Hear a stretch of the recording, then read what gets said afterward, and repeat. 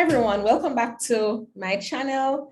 This is Claudine and I'm here again with you. I really have not done a video in a while, but it's coming down to back to school now. I guess some people have already started school already, and many persons are joining the force of homeschoolers. And people have been asking various questions. People are trying to find their way around this whole issue of homeschooling. One, because of COVID, and well, in Jamaica, we're having a spike now. And so we're not even sure if children who would normally be in school would be able to go back out. But since COVID-19, a lot of people have begun homeschooling who didn't homeschool before. And aside from that, this channel was created about 4 years ago. And the purpose was to share my homeschool journey and trying to help other parents who are embarking on a homeschool journey. The reason why was because when I started homeschooling, I was lost. So I was following a lot of YouTubers, primarily in the US, and I couldn't figure out what was relevant to me in Jamaica and why I couldn't find any YouTubers, homeschool YouTubers that were Jamaican who I could reach out to.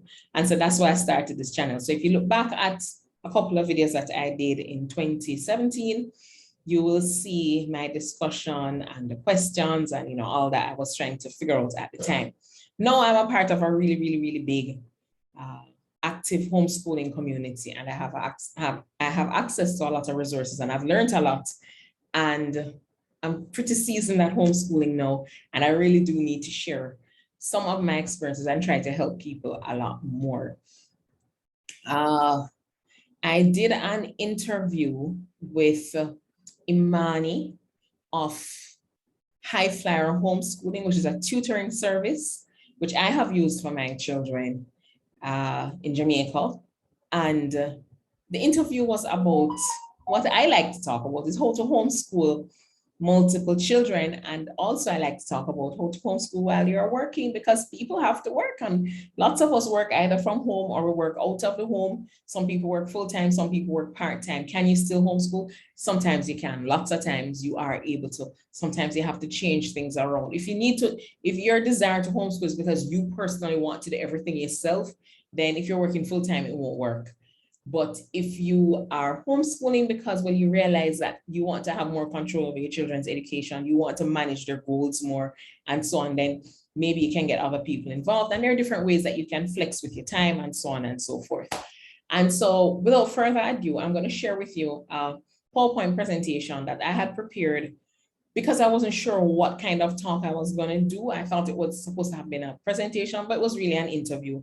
And so I really didn't end up using the slides or sharing everything that I had prepared. And I thought I need to put this on my channel so that at least somebody would be able to benefit from it on my channel. And I know quite a few people have posted on different videos asking me for feedback on how homeschool is going and so on. I really do need to keep up and do those videos and so on. There are lots of different things that I could share, but today I'm going to just share simply on how to homeschool multiple children and also how to homeschool while you are working. Right? And this is a quick summarized version, just main points. I can do videos on specific things if people ask for it. So, depending on what point I make, if you want to ask for a short video on a specific thing, then I will do that for you. So let me just go right into it. I'm going to share my screen. All right, so here we go. So homeschooling different ages while working, and this is a big challenging thing. So this is the basic outline of what I'm going to talk about. How do you find the time? What is the core? What's the priority? Making use of curricula that encourage independent learning, dealing with littles first, that's a big thing. Provide independent play activities, get others involved, plan with flexibility, create routines, try different styles, homeschool year-round or not, and to work or not to work, how do you maybe you need to give up working? Is that a thing, right? So let's get right into it quickly. All right, so how do you find the time? One, I would say find chunks of time. Don't try to homeschool sporadically throughout your day. Try to find 2 or 3 chunks, like 1 hour or 2 hour chunks that you can use throughout the day, and then find things that your children will do in between without you. So maybe you have a sit-up, maybe there are games that they play, maybe they go online with their friends.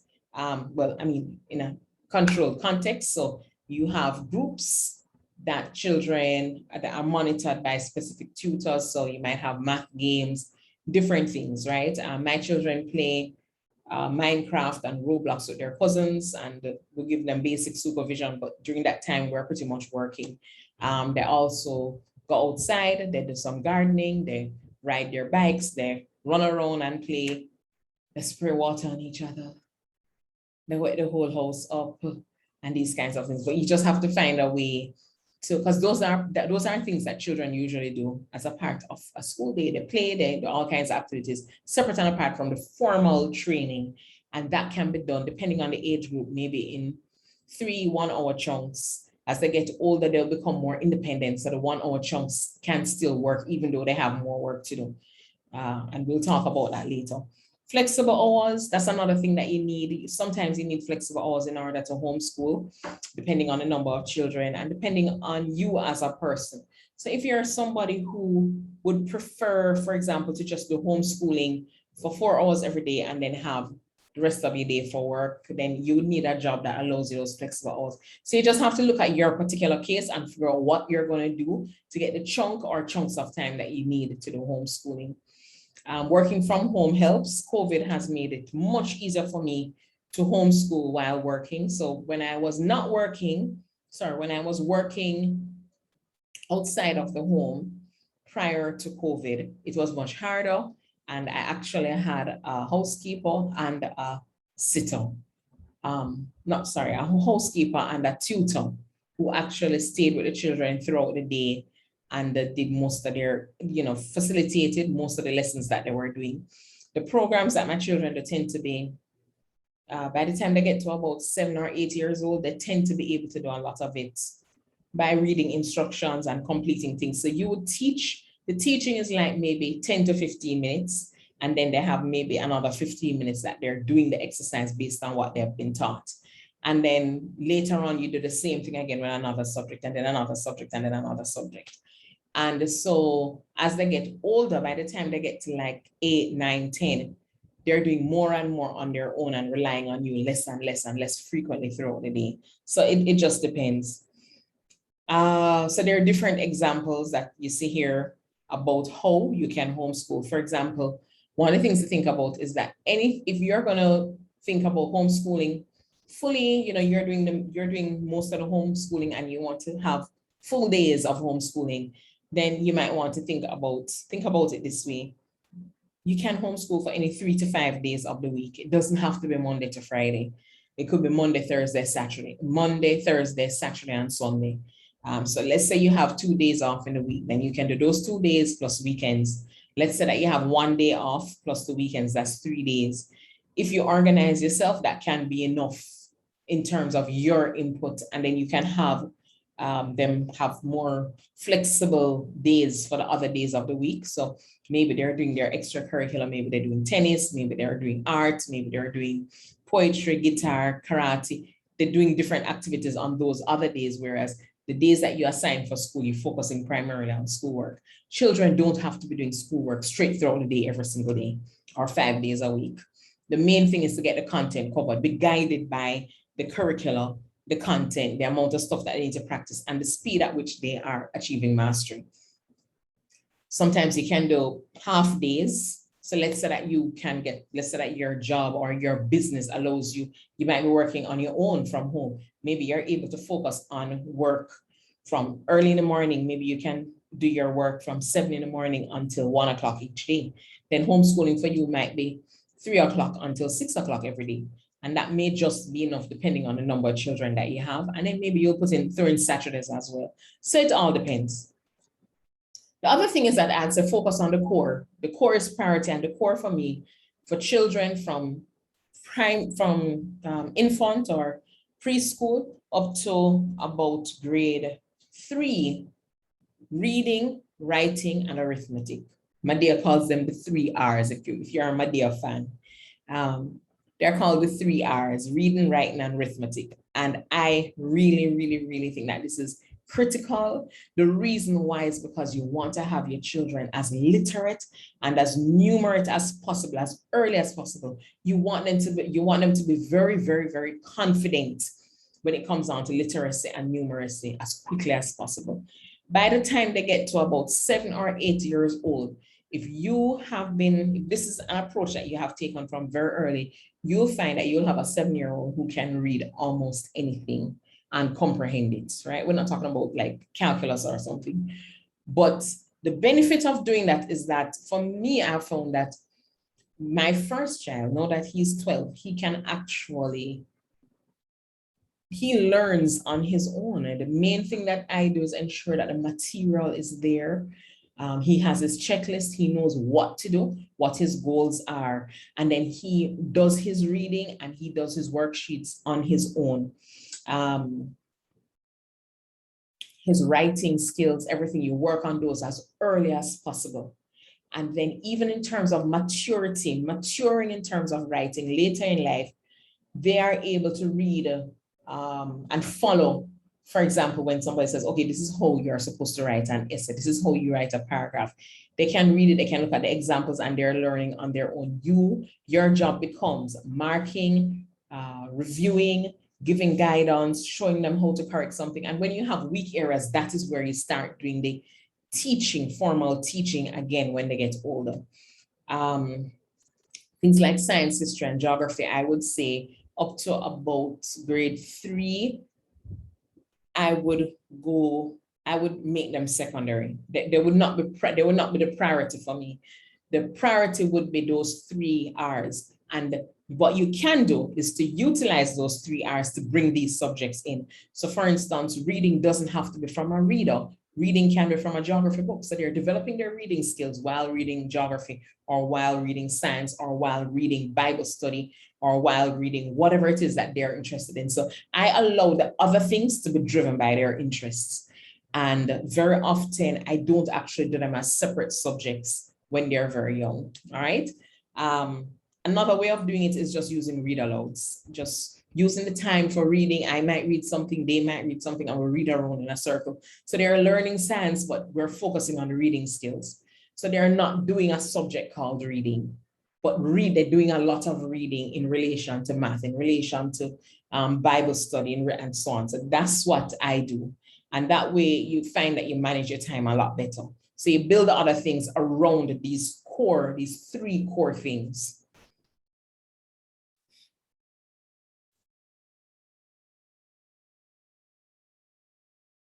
All right, make use of curricula that encourage independent learning. So I use programs like Masterbooks.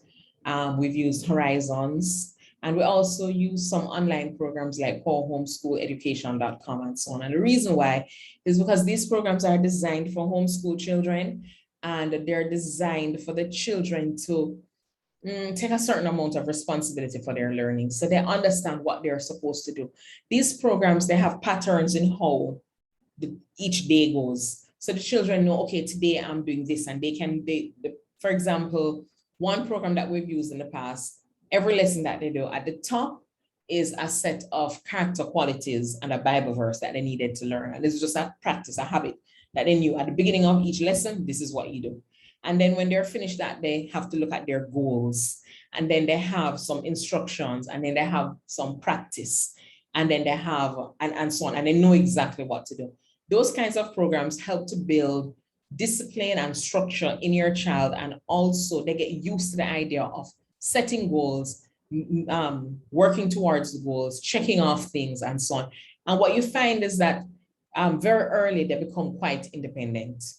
And also you can build your day around checklists as well. So the children know that each day they have to do reading, they have to do this, they have to read this particular book, they need to write this particular essay, they need to color this particular thing, they need to, and so on.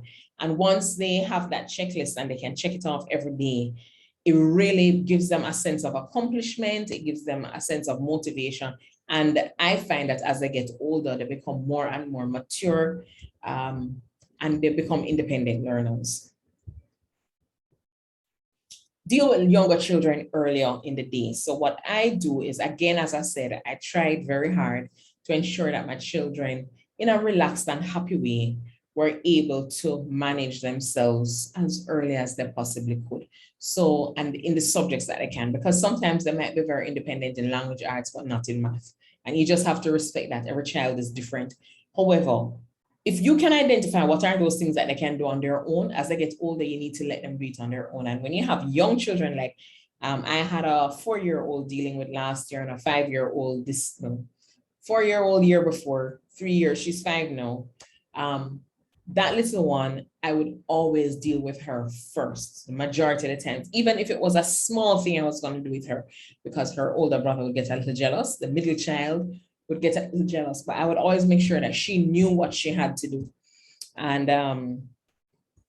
I would do something with her first. The thing is that those younger children get tired earlier, and especially when they're really young, they need to take naps, they need to play and all of that. So if you have to do some formal education with them, like a reading practice or handwriting or spelling or, letter blends or something like that, you need to do it. And it's not playtime, it's actually school time. And they like having their school time. Younger children, they love feeling like realizing that they're a part of the homeschool and they have their lesson and they take out their little book and their pencils and everything. They want to do that. The best thing to do is to do them first, because most of the times, those younger children tend to turn up to disturb the lessons with the older children later. So older children, as long as they have their schedule and you schedule the things that they can do on their own as early as possible and let them do those things while you do the lessons with the younger ones. Lessons with younger children is from kinder up to about grade 1, grade 2. You're not talking about 3 hours a day. You're talking about maybe 2 half-an-hour slots, right? They can do a lot of things like painting and so on with you just supervising, right?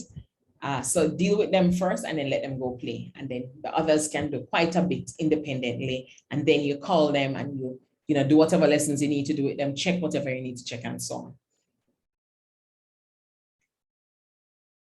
Not everything has to be taught explicitly. That was one of the things I noticed, that when you look in the books, what they did in grade 2 very often comes up again in grade 3.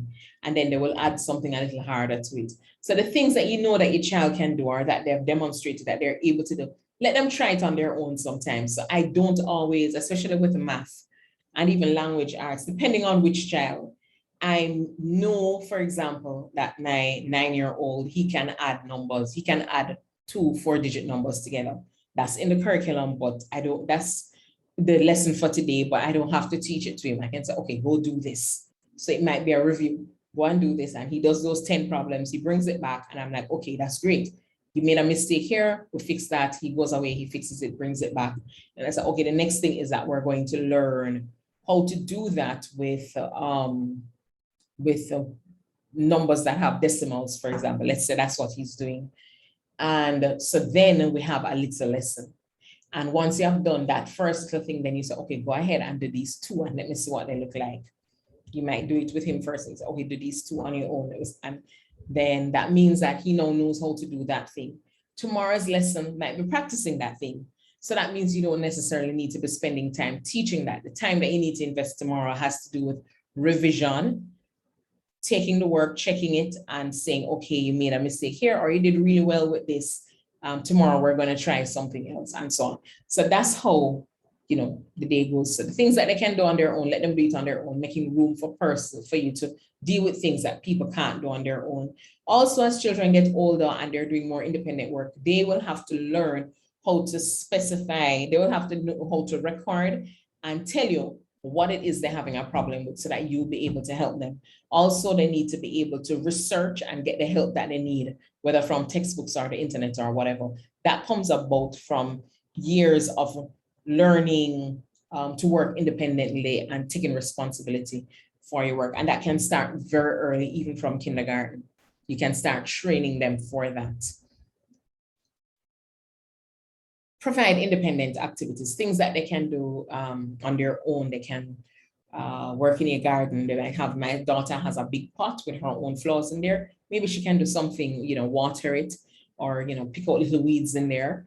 Coloring books, paint, crayons, scissors, paper, workbooks, lots of workbooks, not just math and language arts, but with puzzles in them and things like that, okay?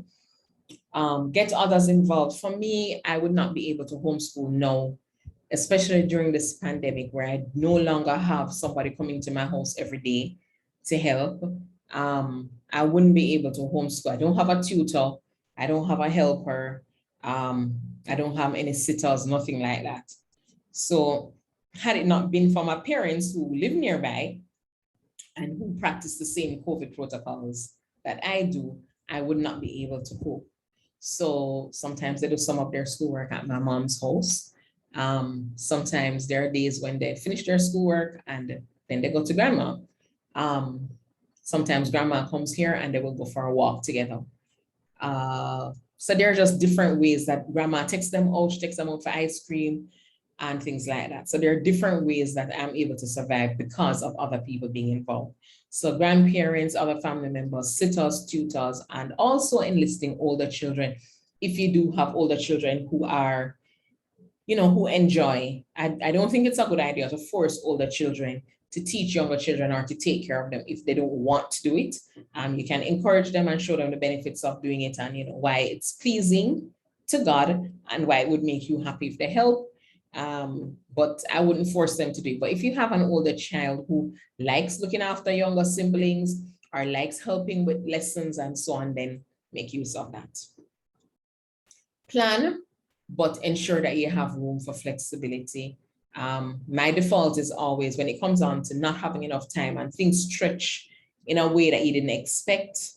The thing that saves me is that I always start out the day with the 3 R's. So I don't do science or geography or history or anything like that until those things are finished. So that if perchance something happens that causes my day not to work out the way that I planned, it would not be the 3 R's that were sacrificed, right? So that's pretty much what I do. Plan everything, plan as much as you can, have a notebook, I use Google Calendar. We used to use a whiteboard with a schedule on it. Find a way to plan and plan everything. And the other thing that I would also say is that think about what you're going to do. What's your backup plan for not every single thing, but just have a backup plan for homeschooling. So if you didn't get to teach something the way that you had planned to teach it, let's say that you had to take one of the children to the doctor. Is there a way that you can use that time to do something that works or that replaces what you missed? So supposing that you were planning to do a lesson on the planets, can you have a conversation about the planets in the car? Can you find a little video about planets on the phone while you're waiting at the doctor's office that everybody can watch and we can talk about it? Things like that. That's what we have to do. What else? Create routines instead of like a rigorous schedule or timetable. I think, yeah. So a routine versus a schedule. So I've used both. But I found that especially when you don't have as good control over your time, a routine or a checklist is more useful. So if everybody knows what they're to accomplish for the day, instead of focusing on what time each thing is supposed to be done, maybe just focus on what ought to be done and maybe what order, if the order is important. So there was a period where I stopped working and I was just focused on homeschooling. I was a stay-at-home homeschool mom and it was fun. I was just so excited about doing it. However, I was thinking that being at home all the time meant that homeschool was going to start at 8 a.m. and we're going to finish by 2 and we would have our extracurricular activities and we'd be on time for everything. And little did I know that homeschool would start about 10:30 every morning. And no matter what I did, it would always start somewhere between 10 and 11. Always. I just could never be finished with everything on time. And so I had to get rid of the timetable, but I kept the routine. So they knew that, well, first thing was devotion. The next thing was handwriting. The next thing after that was math. The next thing was language arts. The next thing was spelling and so on and so on. And then we would have our either science or social studies afterwards, after lunch. And On the timetable, it didn't really work, but when I did it by a routine, then if the day went too long, then what would fall off would be the science or the social studies. And maybe we'd only do it 1 or 2 days per week. But the other things would always get done because those things were on the children's, it was a part of their routine that they had to do. Yeah, and that worked for us. So just be mindful of that the time doesn't always work. For example, you could think that a child would be able to do these particular problems in 15 minutes, but it actually takes a child an hour, or it may take 40 minutes, or maybe they might not finish it and it has to go into another day. So just be flexible. Try different kinds of homeschooling. So there's classical or traditional homeschooling, which is you teach a lesson and then you give the worksheets and they complete the worksheets and you mark it and you give it back to them. And after a certain number of lessons, you give a quiz and all this kind of thing, the traditional school, school lesson type thing. There is a literature-based approach, and the traditional approach tends to use textbooks. Literature-based approach uses what's called living books. Just regular books that anybody would read, so novels and so on. And from those books, you extract the principles for the particular areas that you want to teach. So for example, let's say that and it's generally very integrated learning. So let's say we're talking about Ethiopia as an example of, let's say that's related to geography. We can also use Ethiopia in relation to the Bible. We can also, let's say in terms of a Bible study or Bible knowledge, we can also use Ethiopia in terms of science. And so we might read a book that is about a particular person who grew up in Ethiopia, who was a missionary and who was a doctor. And so in that story, you'd learn something about science, you'd learn something about history, you'd learn something about Ethiopia and so on. And so as you learn, you draw on the different things. So when you start the story and it mentions Ethiopia, you get out your globe and you show where Ethiopia is. Then you might go for an atlas and you might look at the weather patterns, what the climate is like, in Ethiopia. So you learn about climate, you might talk about the population, you might, and so on. And so that's integrated learning, and it is also Charlotte Mason or literature based because you're reading a story, reading a novel, reading. There's unit studies, the unit study approach, which we can talk about at another time. And then there's there's unschooling, which are much more flexible and student guided or child guided learning. For me, I think my family uses a mixture of all these different things because for the 3 R's, we're definitely traditional. For reading, writing, and arithmetic, we do always cover that in a structured formal way using a traditional method. But we do use read alouds a lot. And sometimes we're doing read alouds from more of a Bible study approach, Bible study context. Sometimes we're doing read alouds for a science topic. Sometimes we're doing read alouds just for a story. But that's also teaching literature. It's also teaching reading skills. It's also teaching listening skills and so on. And you might be getting some math from it because there'll be something that comes up and we have a discussion that is related to math and so on. Occasionally we do a unit study, maybe for science, like we're doing a science on the planet snow, which is a unit study approach. And we unschool because there are some topics that some subjects that I really don't teach. The children just do whatever they want to do. I don't teach a lot of science or geography. It really just is, those things are just dependent on what's happening, how much time we have and who's interested in what. One of my children does a lot in terms of architecture and it's just him and his interest. Another one does a lot of programming because that's just him and his interest. So we allow those things to be child-driven. But those 3 R's, I don't compromise. I use a very, very structured traditional approach. And I just want to make sure that those things get done because it frees them up. It really empowers them to be able to learn what they want to learn. So the one who likes buildings and architecture, he learns what he wants to learn. Who likes programming, he goes ahead and he reads what he wants to read. He learns how to do it and so on. Homeschool it doesn't have to be the exact 36 weeks out of the 52 weeks of the year. It can be more weeks. So if you find that you're maybe only able to do 3 days of homeschooling per week, then maybe you just need to homeschool for a few more weeks for the year. Sometimes you get a lot more done in a day than what a teacher would get done in a day. So the curriculum you're trying to cover, you may still be able to cover it in the 36 weeks. Just be flexible, be sensitive to your family, the needs of your family, the needs of each of your children. That's the most critical thing. And you can make a plan for the 36 weeks. And then as you go along, you see, or what I usually do is 40 weeks. I make a plan for 40 weeks. And then you figure out, okay, this is working, this is not working. I can do more, I can do less. Last academic year, we were finished by the end of April, we were finished, or early April. We took a break and we resumed school in May. And the children were actually starting the curriculum for the following year. So my child who was in 6th grade started math and language arts for 7th grade. And he started some German as well. One was in 4th grade, he started grade 5 stuff and so on. And we did that for about 6 weeks. And then we took our break, right? So it all depends on the family and the situation. But be very sensitive. Think about what really works. Do not put yourself under undue pressure. Education is not supposed to make you or your family miserable. It's supposed to be empowering. It's supposed to be enjoyable.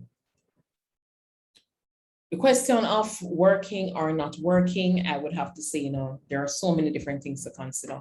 Finances and financial needs is a real issue. And I would like to caution anybody against thinking that, I'm homeschooling, so I'm going to leave my job. I just need to leave my job. I would say, think about it carefully. If you can see that it's going to put you under an abnormal amount of financial stress, think about the points that I made before. Homeschooling does not have to look for you the way it looks for somebody else.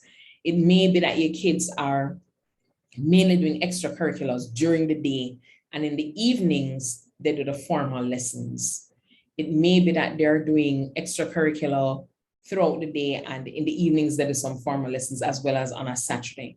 For some people, they do extracurricular and play, and they go to co-ops and so on. They go to co-ops to the other lessons like sciences and so on. They join with other families. They might do science, literature, different things. Monday, Tuesday, Wednesday, Thursday, for example. Friday, Saturday, and Sunday are the days when their parents work with them to do the math, the language arts, the reading, writing, and so on.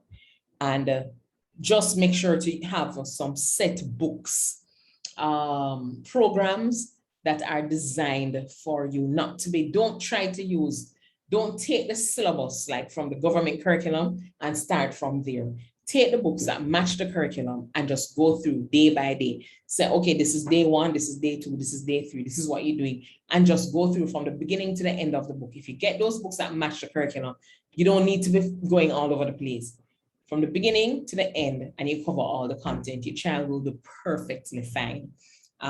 Make sure that you get books that have not only content, but also exercises, worksheets, and so on. I would say find a homeschool program, even if it means that you're not using the Jamaican government curriculum. Find a homeschool program, or there are like Macmillan produces books that have the books along with the teacher's guide. And that way you will know what you need to do to prepare, what material you need, and so on. But don't just get the curriculum and then take the book. If you're not a trained teacher, going through the curriculum and building your own material will take you a lot of time. Even if you're a trained teacher, it will take you a lot of time and it can be quite stressful. So get a program that provides the guidance to you and your child so that you're not spending a lot of time in preparation, but you pick up your book, literally take up your book and you go to day 1 lesson and you do that. That's the beauty of homeschool curricula, is that you know what is to be done for day 1, day 2. Of course, you may not get it perfect, but everything is planned out for you. And there are a lot of online programs that help with that as well. So the children can work without your constant involvement, right? So I would say that if money is an issue, do not walk away from being able to earn. However, you may want to change how you earn. You might want to work part-time instead of full-time. If you're not able to get flexibility in how you work, you might want to work part-time rather than full-time. The other thing is, if you're working, you may be better able to afford tutors and the extracurricular and so on. Whereas when you're not working, you will not have that ability. You may not necessarily will not, but you may not have that ability. And as the children get older, by the time they get to about grade 3, you will find that you cannot, especially if you're trying to prepare them for exams like PEP or GSAT or some other primary exit exam, you will find that you cannot teach them everything yourself and that you will need additional support. And if you need that additional support and you have no money, well, then that is going to be a challenge. If it is that you have a way to manage, so when I say working, I'm not talking necessarily about employment. Maybe you're a business person, maybe you're a consultant, whatever it is, but allow the room for yourself to earn if you need that money. If it is that you find yourself in a situation where you do have a stream of income separate and apart from you having to work, like if your spouse is employed and that covers the bills and gives you what you need to do what you have to do to keep your children's education at the level that you want it, then by all means, I would say that that is probably one of the nicest ways to homeschool, especially when you're homeschooling young children. As they get older, though, you will find that they need you less and you will want to do something else for yourself. And I think that's basically it. So if you have any questions at all, I'm sure a lot of the things that I said were kind of rushed through and they were just main points. But if you have any questions or any ideas or suggestions that you would like to share, feel free to include them in the, the comment section, the chat section on this video. Thank you so much. And I look forward to coming on more frequently and doing 1 or 2 more videos soon. All right. Bye. Thank you. Let's see. Need to stop.